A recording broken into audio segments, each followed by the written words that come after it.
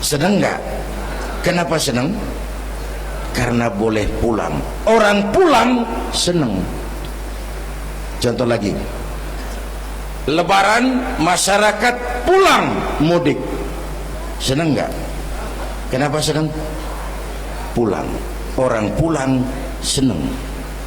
Sekarang selesai hidup di dunia, kita pulang kepada Allah, senang nggak?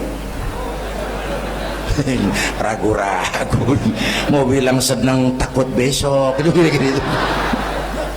Mestinya senang pulang. Apa yang bikin pulang yang satu itu kok berat? Kelihatannya dua. Pertama, kita ini sering mencintai sesuatu berlebihan, berakar di hati. Datang saat pulang tidak siap menghadapi perpisahan. Ada yang bergantung di sini, pulang jadi berat. Kalau cinta Allah sepenuhnya, cinta alam seperlunya, pulang enak. Yang kedua, bekal nggak cukup, sengsara di jalan, pulang jadi berat. Nggak punya bekal kok pulang, itu nekat. Belum sempet sholat modar, kok berani amat nggak punya bekal pulang. Kalau bekal cukup, pulang itu menyenangkan. Kenapa? Itu satu keharusan. Iya, kalau umat-umat terdahulu umurnya relatif panjang. Kalau kita ini mencontoh baginda Rasul, beliau wafat umur 63 itu standar.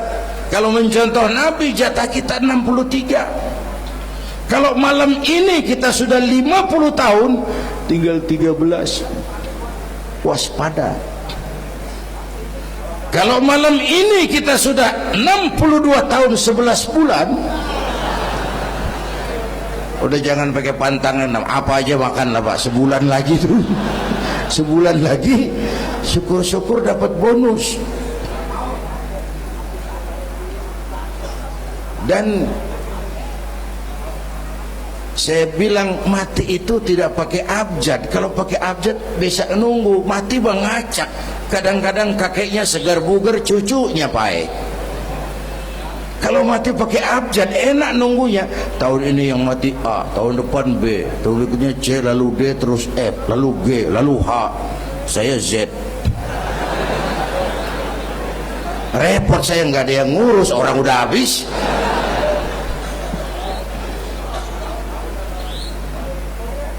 Bapak Ibu hadirin, malah aneh. Jam 6 pagi sopirnya mati, jam 10 siang 4 jam kemudian Mbah Suripnya yang mati. Sebelum mati dia pesan sama teman saya W.S. Rendra, Mas, saya kalau mati tolong dikubur di bengkel teater Depok. Monggo, dikubur sama Rendra. Belum seminggu Rendranya ngikut, mati. 1 bulan sebelum Rendra, lebih dahsyat lagi, Michael Jackson mati. The King of Pop, raja pop dunia, mati. Apalagi penyanyi keroncong, lebih mati lagi. Ada hidup sesudah mati, ada akhirat sesudah dunia. Semua kita perantau, dan perantau harus pulang.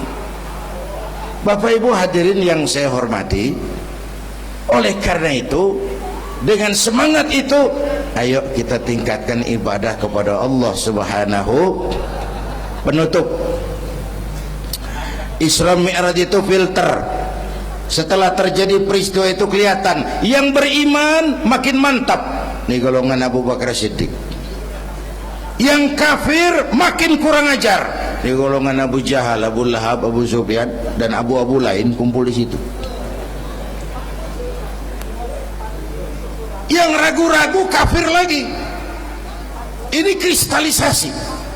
Maka dengan memperingati Isra Mi'raj ditambah dengan semangat sholat berjamaah, ayo kita jaga kesatuan, persatuan, kerukunan, dan kekompakan. Bapak Ibu hadirin yang saya hormati, saya bersyukur walaupun belum pernah hadir, tapi saya tahu tiap minggu pagi pengajian Kiai Uci ini dibanjiri oleh jamaah. Alhamdulillah, kita doakan beliau diberikan kekuatan. Kita dan pengajian jalan terus sampai kira-kira kiamat kurang seminggu.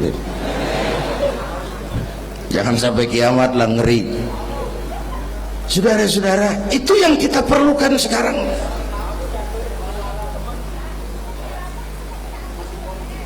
Menjaga semangat kebersamaan seperti diajarkan di masjid ini. Coba baik tinggali akhlak masjid. Siapapun masuk masjid copot sendal, buka sepatu. Kenapa? Tidak ada warga kelas 1 di sini. Semua sama di depan Allah. Ini masyarakat yang mau kita bangun. Lurah masuk masjid buka sepatu, rah. Camat masuk masjid buka sepatu, mat. Wali kota masuk masjid buka sepatu. Ini Pak yang ngomong dia tuh sembarangan tak.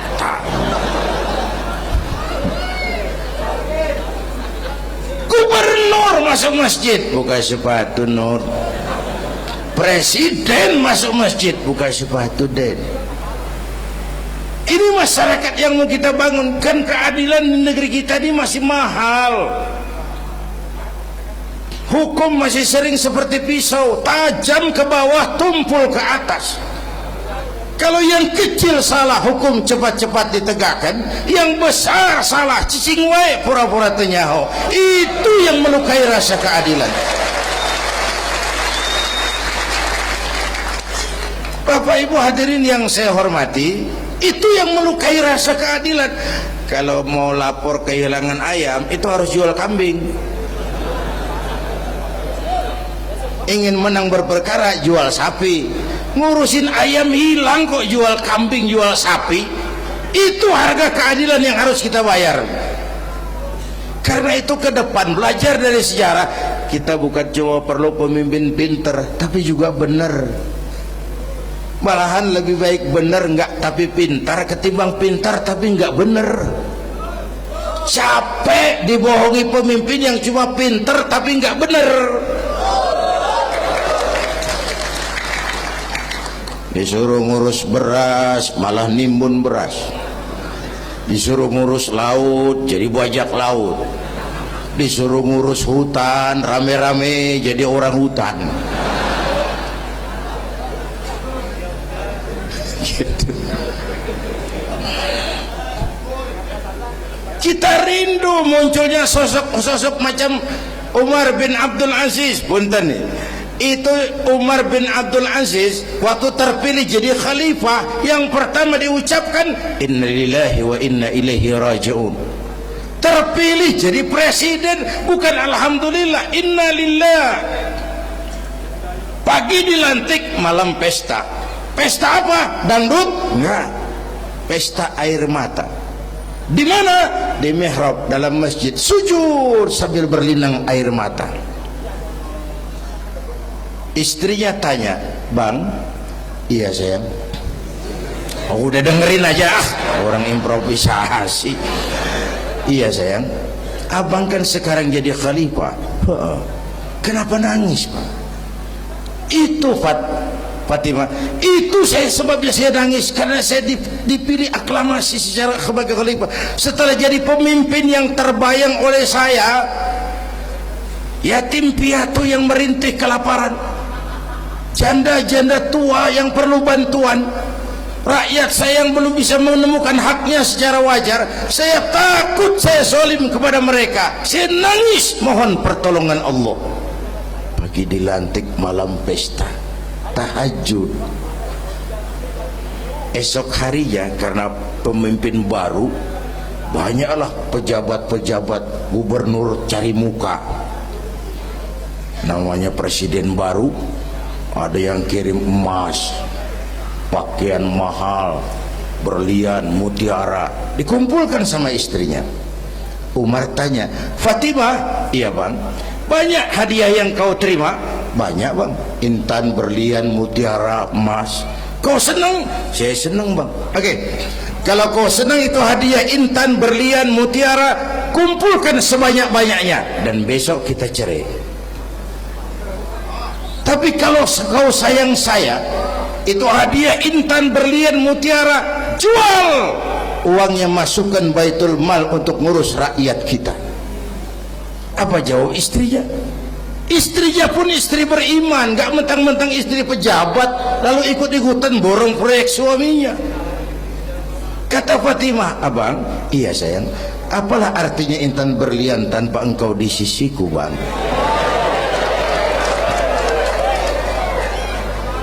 Jual sajalah, jual untuk ngurus kepentingan rakyat. Yang nyata-nyata hadiah pribadi dijual ngurusi rakyat. Jangan yang sudah nyata-nyata milik rakyat masih disunatan.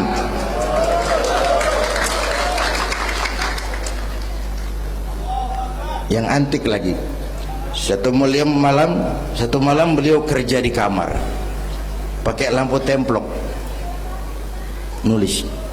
Datang seorang tamu, Assalamualaikum ya Amirul Mukminin. Waalaikumsalam. Silakan duduk. Ada apa? Enggak, cuman mau ngobrol. Urusan pribadi Khalifah, kita kan teman lama. Oke, baik. Beliau berdiri, lampunya dipadamkan, ditiup, mati, gelap kamar. Ayo kita ngobrol. Tamunya heran, ya Khalifah, iya, kita kan mau ngobrol, iya, kenapa lampu dimatiin? Begini mas, mau tamunya dari Jawa waktu itu, dengerin aja kenapa sih. Gini loh mas, tadi waktu sampean datang tuh kan sampean lihat saya lagi kerja. Iya, saya kerja tadi ngurusi rakyat. Tentu saya kan pakai lampu, memang lampunya kan pakai minyak, pasti minyaknya kan beli, iyalah belinya pakai uang, tentu uangnya uang rakyat. Kita mau ngobrol urusan pribadi, nggak usah pakai minyak rakyat mas. Ayo ngobrol sampai subuh ini. Kalau yang kecil saja orang sudah berhati-hati, apalagi menghadapi urusan yang jauh lebih besar ke depannya. Bapak Ibu hadirin yang saya hormati, oleh karena itu kita memerlukan semangat kebersamaan, walaupun tidak harus selalu bersama-sama. Ini adalah potret terakhir. Baginda Nabi di awal-awal perjuangan didampingi 5 figur utama. Pertama, Nabi punya Sayyidina Abu Bakar Siddiq. Ini sahabat merangkap mertua, orang tua bijaksana, tempat Nabi tukar pikiran. Kampung itu enak kalau ada yang dituain. Yang kedua, beliau punya Umar bin Khattab, Al-Futuhat Al-Islamiyah, imam tapi jenderal, jenderal tapi imam, gagah, berani untuk Islam. Selesai? Belum. Yang ketiga, Nabi punya Utsman bin Affan, pengusaha tapi santri, penyandang dana. Umat akan maju kalau banyak punya Utsman. Yang keempat, Nabi punya Ali bin Abi Thalib, tokoh muda tapi intelek. Yang kelima, beliau punya Khadijah binti Khuwailid. 5 figur utama bahu-membahu membantu perjuangan Nabi. Begitulah kita berjuang, mesti punya segala hal. Mesti punya senjata yang namanya golok, gergaji, pisau, silet, harus punya. Kapan makainya? Lihat lawannya. Yang kamu hadapi apa? Kumis pak, silet turun. Yang kamu hadapi apa? Akar kayu nangka pak, kampak maju. Ini kita sering emosi nggak para rugu. Yang dihadapin kumis, kampak yang maju. Urusan nggak selesai bibir bongkar pak. Anak-anak muda nggak cukup dibakar emosinya, berani harus, nekat jangan. Berkorban siap, konyol nanti dulu. Mati syahid, ayo. Mati sangit, jangan. Berani sama nekat tipis loh bedanya. Berani harus, nekat jangan. Berkorban siap, konyol nanti dulu. Bapak Ibu hadirin yang saya hormati, dengan semangat kebersamaan saya yakin kita bisa berbuat lebih banyak. Inilah barangkali sekelumit ikut tasyakur saya. Mudah-mudahan ada manfaatnya buat kita semua. Lebih kurang mohon maaf. Usikum wa iyaya bitaqwallah. Aqulu qawli hadza. Wassalamualaikum warahmatullahi wabarakatuh. Baru jam 10.42. Maka dengan segala kesempatan ini, guru besar kita akan memberikan hikmah Isra wal Mi'raj, dipungkas oleh guru besar kita. Sebelum penutup doa, waktu dan tempat dipersilakan.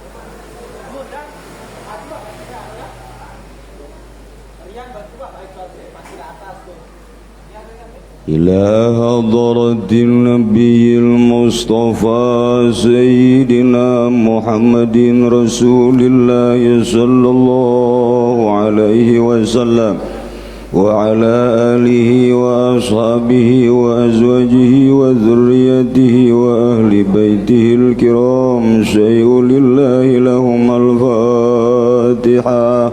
بسم الله الرحمن الرحيم. الحمد لله رب العالمين الرحمن الرحيم مالك يوم الدين. إياك نعبد وإياك نستعين.